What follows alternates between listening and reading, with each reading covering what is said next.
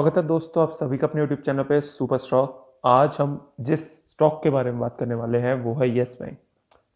Yes bank अभी 14 to 15 के around अभी ट्रेड कर रहा है।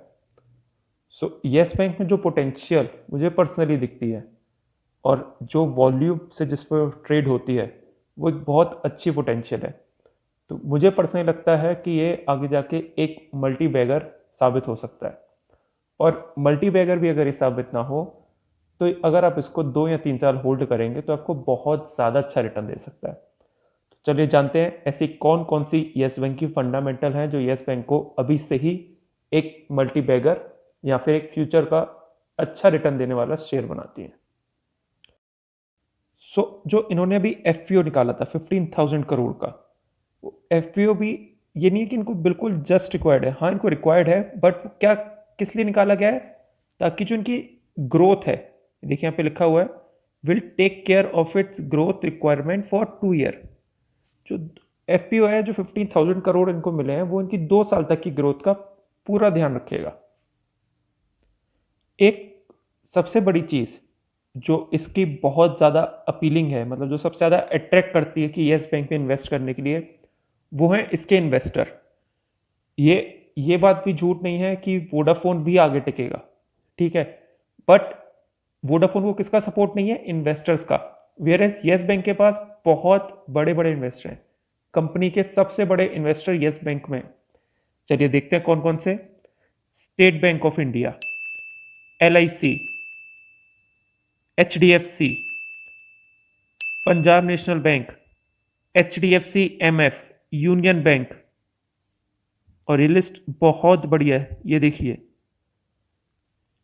ये कितने सारे इन्वेस्टर हैं। ये कितनों के नाम मैं आपको बताऊं?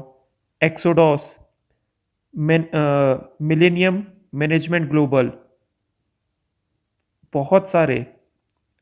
ये देखिए Bajaj holdings, Avendus wealth management, और इसके अलावा आईसीआईसी लोम्बार्ड। ये बहुत सारे इन्वेस्टर्स हैं इसके पास। तो सबको सबको इसमें एक ट्रस्ट है। बंदा किसी चीज में इन्वेस्ट क्यों करेगा, किसी चीज को अपना कैपिटल क्यों प्रोवाइड करेगा? जब उसको उसमें एक ट्रस्ट होगा। जब तक आपको एक फंड में ट्रस्ट बिल्ड नहीं होगा, किसी स्टॉक में आपको, शेयर में आपको ट्रस्ट नहीं है, तो उसमें पैसा नहीं लगाओगे। तो इन बड़े बड़े इन्वेस्टर के पास तो बहुत बड़ी टीम होती है, बहुत अच्छे इनके पास वेल्थ मैनेजमेंट होते हैं जो इनकी वेल्थ को मैनेज कर सके, इनको पूरा बता सकें आपको किस में प्रॉफिट होगा किस में लॉस होगा। ये जो एक स्टॉक है, इसके इतने सारे इन्वेस्टर्स हैं, इतना इसको गवर्नमेंट की तरफ से भी प्रमोट किया जा रहा है। जब इसका एफपीओ भी आया था जिसका टारगेट था 15,000 करोड़ का, तो उसने भी अपने पास 14,267 जनरेट कर लिए थे। और यहां तक कि ये सीमित नहीं है, अगर वो जनरेट भी नहीं कर पाता ना, अगर वो सिर्फ 12,000 ही जनरेट करता तो भी एक बैकअप प्लान था। वो क्या बैकअप प्लान? ये देखिए साफ साफ यहाँ पे मेंशन है, जो नॉन सब्सक्राइब पोर्शन था एफपीओ का वो would be allotted to SBI capital market.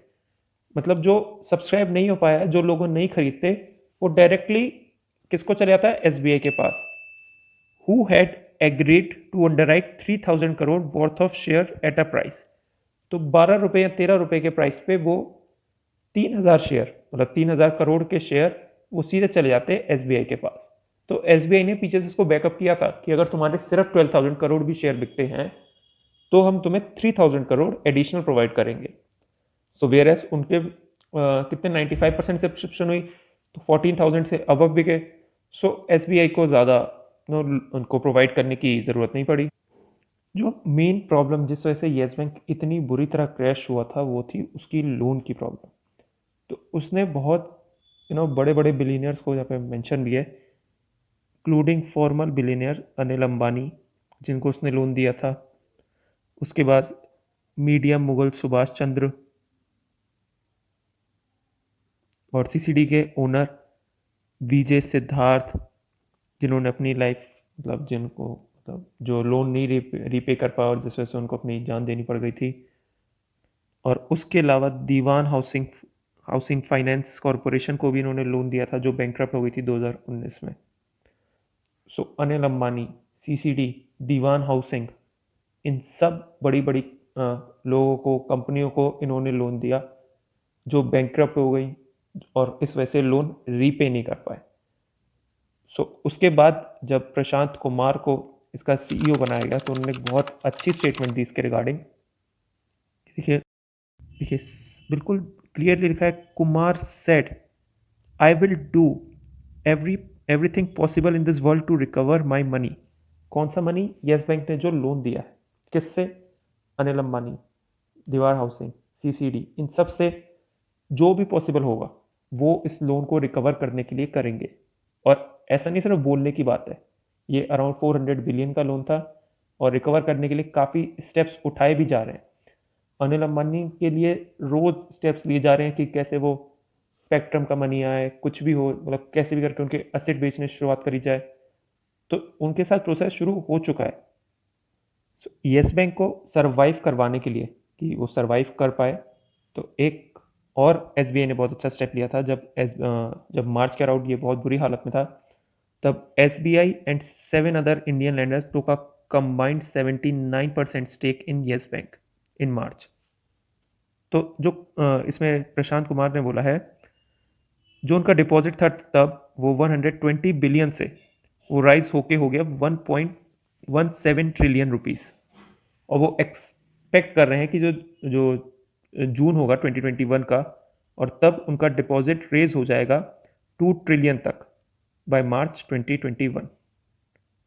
So 120 billion था और 1.7 बिलियन उनका जून तक हो गया था। सो मार्च तक उनकी एक्सपेक्टेशन है कि वो 2 ट्रिलियन तक अपने इस बैंक के जो डिपॉजिट है उसको वहाँ तक ले जाएं। क्योंकि क्या हुआ था, जब ये न्यूज़ आई थी कि ये लोन, जब ये बैंक बैंकरप्ट हो गया, यस बैंक बैंकरप्ट हो गया, तो सब लोगों ने अपना डिपॉजिट, मतलब रुपए विड्रॉ करना शुरू कर दिया था। और बैंक ने रोक भी लगा दी थी कुछ टाइम के लिए कि आप विड्रॉ नहीं कर सकते।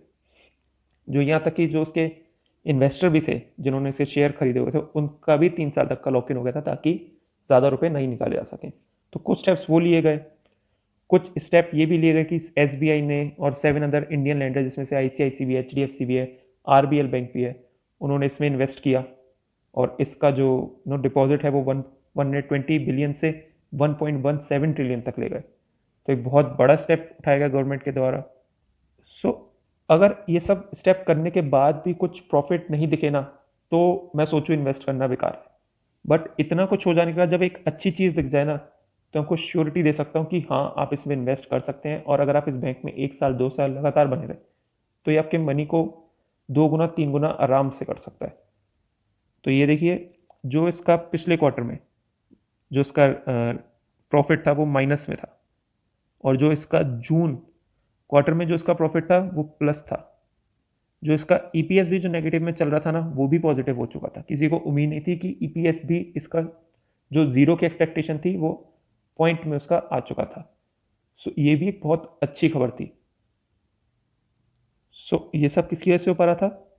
मिस्टर प्रशांत कुमार की वजह से, जो उनके नए सीईओ हैं। उनके पास, उनके कंधों पे जो रिस्पॉन्सिबिलिटी है, वो हर स्टेप अब लेने के लिए तैयार है इस बैंक को इम्प्रूव करने के लिए। और ये बैंक इम्प्रूव होगा तो अब डेफिनेटली इसका शेयर प्राइस इंक्रीज होगा, आप डेफिनेटली रुपए बनाएंगे। तो मेरी सलाह यही है आपको कि अगर आपको ये बैंक सही लगता है तो आप श्योरली इसमें रुपए लगाइए, अपनी पूरी रिसर्च करिए। मैंने भी अपनी पूरी रिसर्च करके इसमें इन्वेस्ट किया है। तो बने रहिए आप इस चैनल पर, इस वीडियो को लाइक करिए, चैनल को सब्सक्राइब करिए, और मुझे बताइए आपको जिस टॉपिक वीडियो चाहिए मैं आपको बना कर दूंगा। चलिए, थैंक यू।